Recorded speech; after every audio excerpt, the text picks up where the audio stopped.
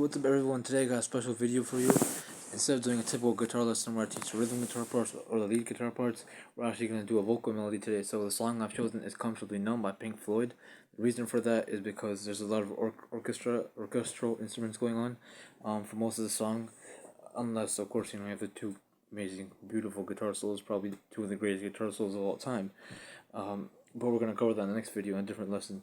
But for now, we're going to actually do the vocal melody of Roger Waters and David Gilmour, because if you didn't know, Roger Waters sings the verse parts, meanwhile David Gilmour sings the pre-chorus as well as the chorus, and he also plays the two epic guitar solos. So it's a David Gilmour song, I'm telling you. But since most of the song is just it's supposed to create that mystical, airy mood, it just has a bunch of chords ringing out with the orchestra instead of there being more primary guitar parts. So it's mostly just creating space, stuff like that. So a lot of emphasis put on the vocals, so we're gonna do the entire vocal cover, the entire song, the verse, pre-chorus, chorus, all that stuff. So let's get started with the verse. So this is Roger Waters, so it's much more lower pitched and relaxed and psychedelic.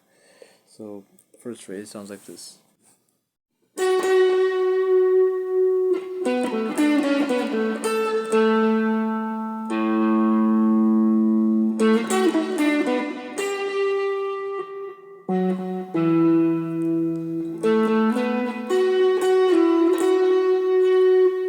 So as you can see, it's not very hard stuff, pretty simple. It's not very technical, it's mostly melody based. And it's a very slow song as well. Not ballad, sorry. Not a ballad, but mid-tempo song, I would say, so it's not that fast. So we're going to start off with the 11th fret on the G string twice. Hold that for a little bit, add some vibrato to it. This is the part where Roger Waters goes, hello, hello, that part. Then we're going to do this. That's 9-7 on the D, 7-6 on the G. Then you go back to 9-7 on the D. That's 10 on the B to 9 on the G. And then you're going to hit the open A string very gently. Do it with your thumb or fingers, I recommend, unless you're more familiar with dynamic control and stuff like that. And you can hit it lightly because it's very subtle, like that, not like so far we have this.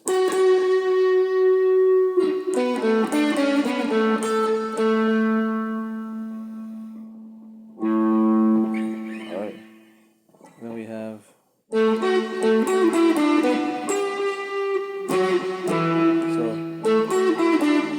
that's 7 on the D to 9-7. 11, 9, 7 on the G. Then back to 9 on the D.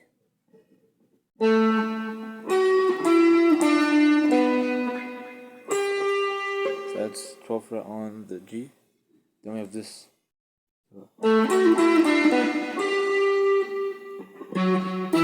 That's 2 power chords, so that's an F sharp power chord off the A string, 9th fret on the A string. And then move it down 2 frets to the E power chord, 7th fret on the A string. I recommend hybrid picking this to get a more softer and relaxed sound, because you don't want to be like a full power chord like this. You want it to be like this. So far we have this.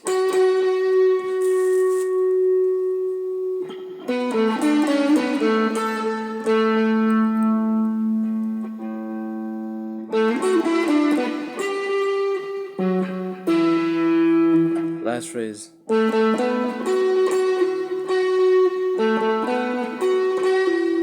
Okay. 7-7 on the D to 9 on the D. That's 11 on the G. Then pull off to 9 and back to 11. So all together.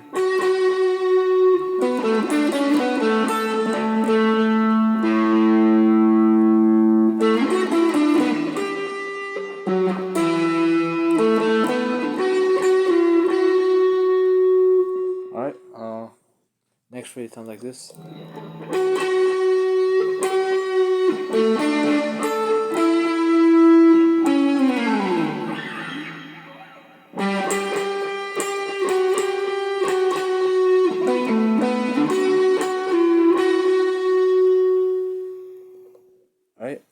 very similar, but there's slight differences going on.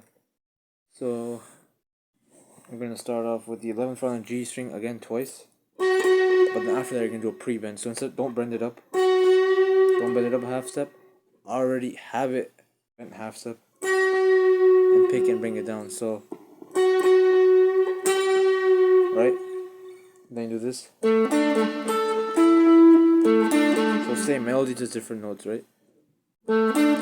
7 on the D to 7 on the G, back to 7 on the D. So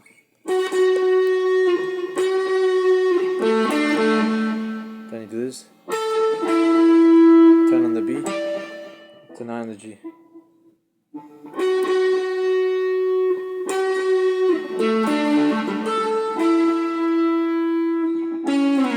Then hit the 11th fret on the D string and slide all the way down. The slide off the string.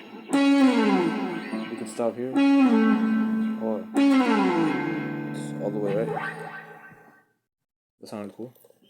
Oh, I don't know what I did. That's what happened when you got delay effect on. I got a bunch of effects on, like there's chorus, delay, tremolo, reverb, all that stuff. Okay. Then we have this so far.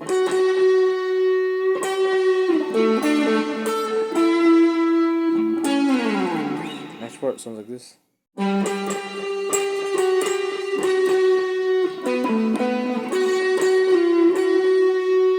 what's going on there? So we have the 10th fret on the A string. Then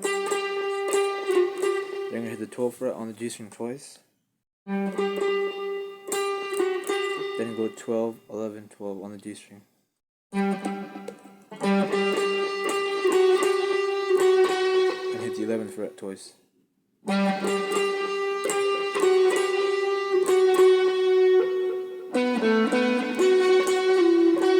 we have 9, 7, 9 on the D. And that same ending lick. 11 on the G. Then pull off from 11 to 9. Then back to 11 on the G. So, last part.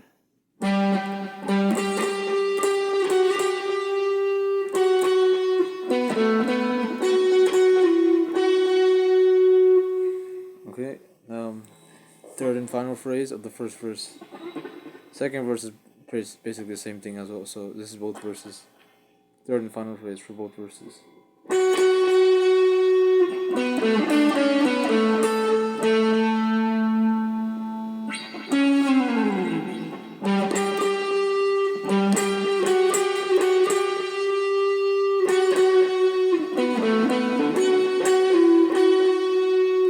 Okay, start off the same. 11th fret on the G, then we do the same lick. So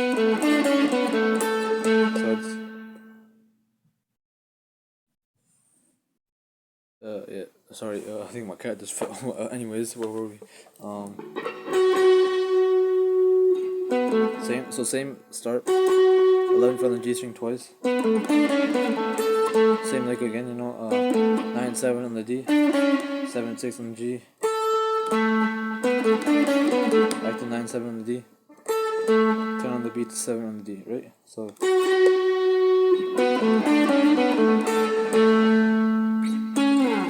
then you slide down from 11th fret on the D string again, just like I did before. Then the ending is a little bit different. Like last time we had this. This time we have this.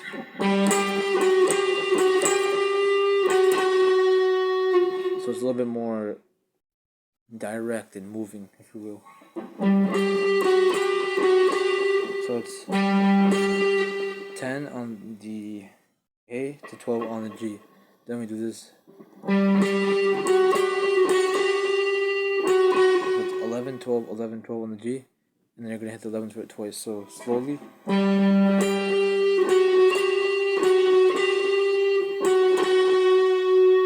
And same ending. Exact same ending. 9, 7 on the D. 11 fret on the G. 11 pull off the 9 on the G. Then finish on 11th fret on the G string. This is where stuff changes up. This is where David Gilmour starts singing. So, there's two options here. You can play what the acoustic guitar is playing in the background, as well as like the keyboard synthesizer, whatever is going on. the organ. You have that option, or you can play the vocal melody, which can be a bit hard to emulate since it's mostly just sticking around to one note, but you can make it work still. The first option is this. Right now I'm on the neck pickup, so switch to the bridge pickup and turn your volume up a little bit. There you go. First option sounds like this.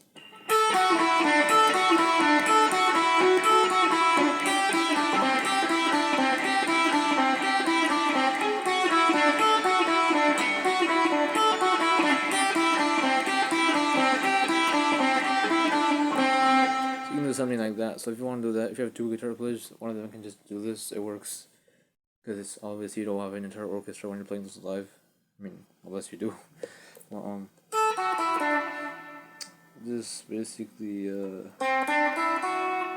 sort of not an A minor arpeggio, but I'm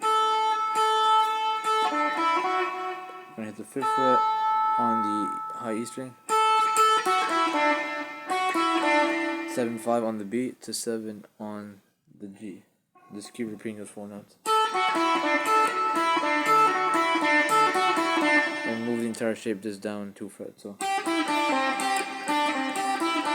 that's 3rd fret on the high E, 5/3 on the B, 5/3 on the G, 5 on the G.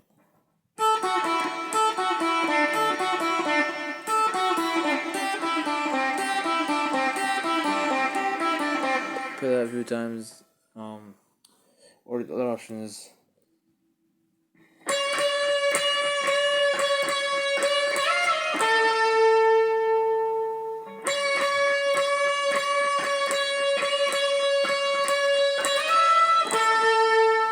something like that if you want.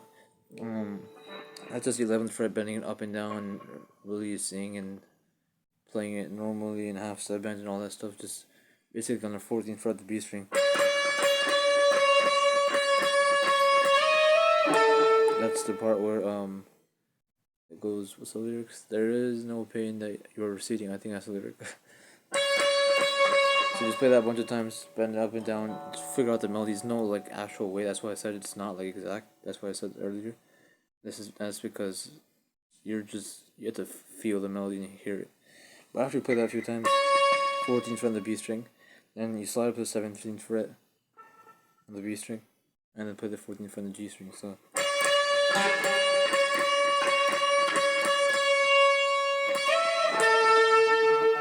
Do that a few times, and then we have this end part.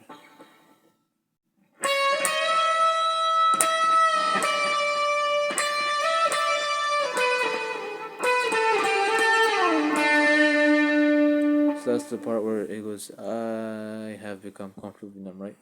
That's the most recognizable lyric of the whole thing. So that's 14th fret on the B string. So a half step bend on the 16th fret of the B string. And while you're still picked, this note is still bent, right? Pick it and release it, so.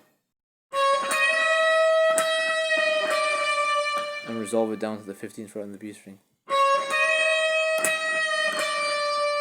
Then do this little lick.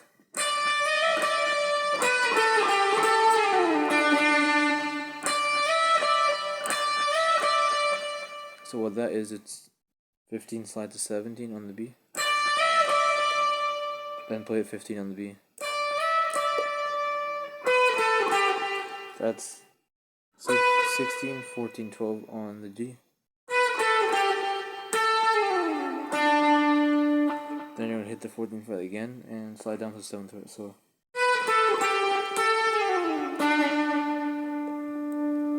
And hold that note, so.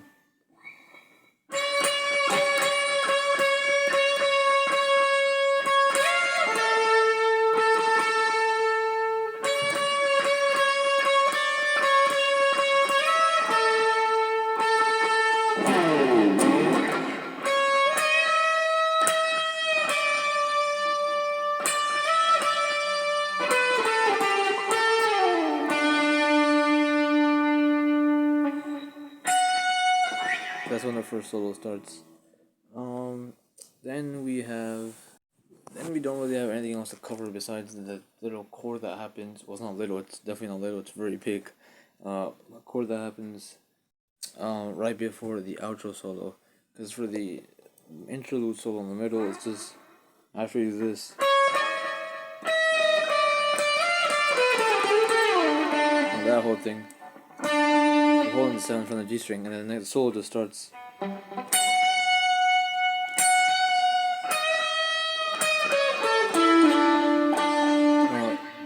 That, but before the outro solo, you hear this big massive chord that sets the mood for the solo.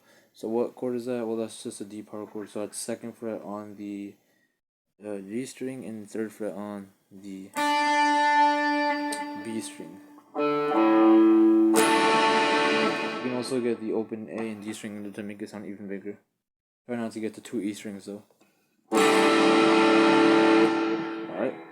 And then basically the chords behind the solos is just B minor,